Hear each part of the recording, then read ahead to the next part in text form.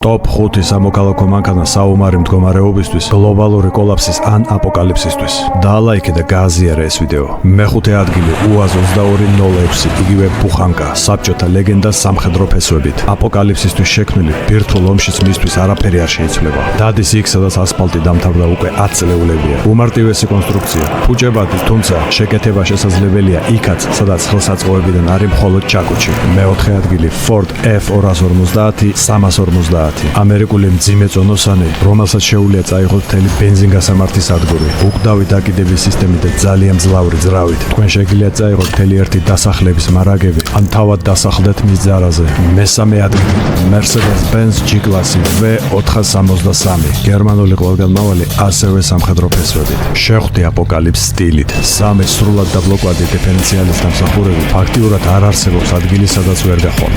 ვერცხლი, მეორე ადგილი Nissan Patrol Y60, აბსოლუტური იაპონური ლეგენდა. ჭურგაუმტარი რამა, მარტივი კონსტრუქცია და უძლიერესი დიზელი მოგცემს საშუალებას წაათრიოთ ნებისმიერი ობიექტი. და ამ ტოპის გამარჯვებული ყველაზე სასურველი აპოკალიფტური მანქანა. პირველი ადგილი Toyota Land Cruiser 70.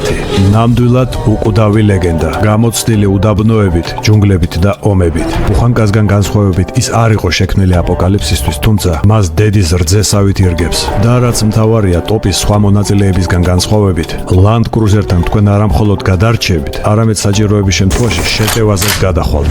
დაწერეთ კომენტარებში თქვენი top 5 ავტომობილი საომარი მდგომარეობის ან აპოკალიფსისთვის.